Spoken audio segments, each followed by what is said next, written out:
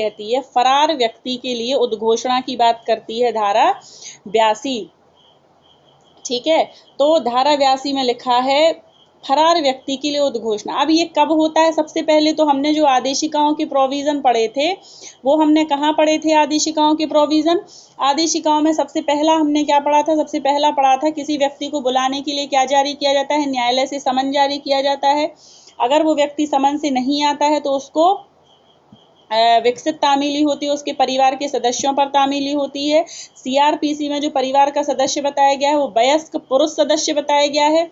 इसके बाद फिर भी व्यक्ति नहीं आता है तब प्रकाशन होते हैं, चस्पा होता है, वो होता है, उसको प्रतिस्थापित तामीली बोलते हैं।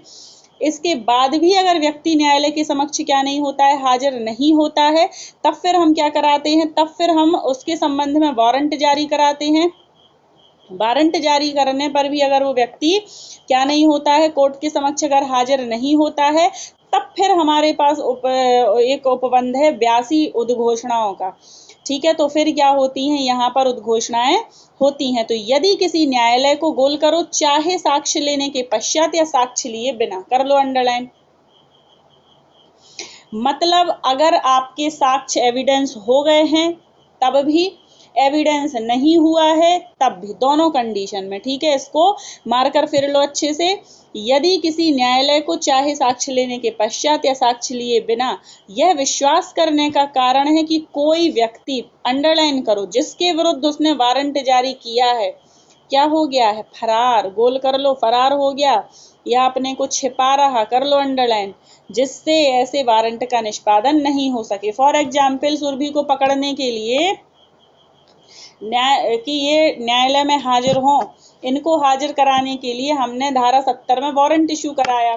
अब ये वारंट के निष्पादन से बच रही मतलब जानबूझकर अपने आप को छिपाने का प्रयत्न कर रही हैं।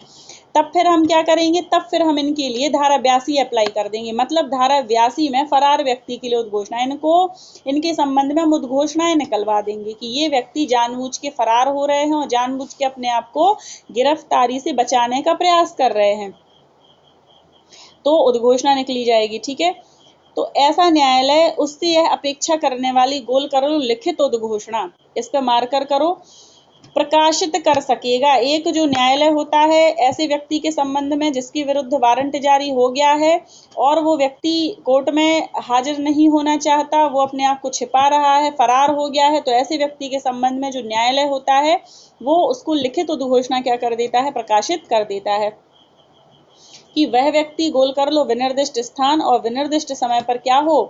हाजिर हो, जो उस उद्घोषणा के प्रकाशन की तारीख से कम 30 दिन के पश्चात का होगा।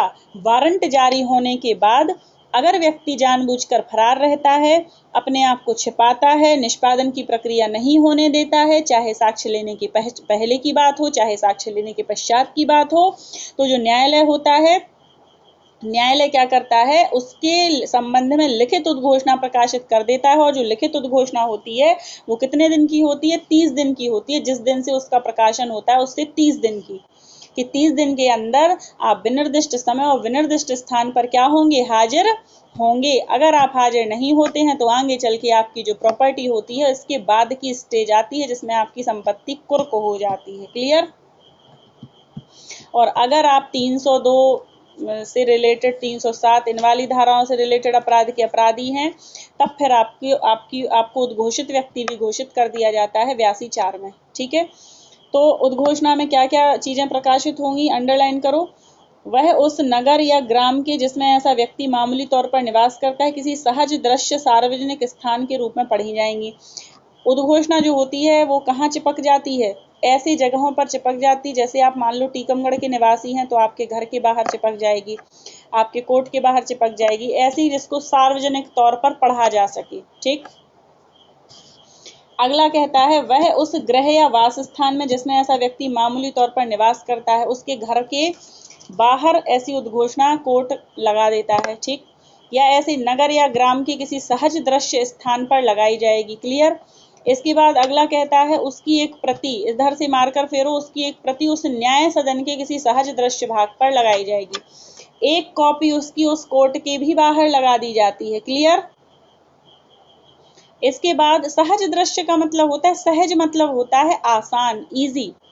दृश्य मतलब होता है देखना, जिसको आसानी से देखा जा सके, पढ़ा जा सके। ऐसे स्थान पर लगाई जाएगी, ऐसा नहीं कि एक कोने में लगा दी, जी नहीं, ऐसी जगह पर लगाई जाएगी जहां आसानी से आप उसको देख सको और आसानी से उसको आप पढ़ सको। ठीक, इसके बाद जो सेकंड पॉइंट है वो क्या कहता है, यदि न्यायालय ठीक समझता है तो यह निर्देश दे सकता है कि उद्घोषणा करो, अंडरलाइन, उद्घोषणा की एक प्रति उस स्थान में परिचालित किसी दैनिक समाचार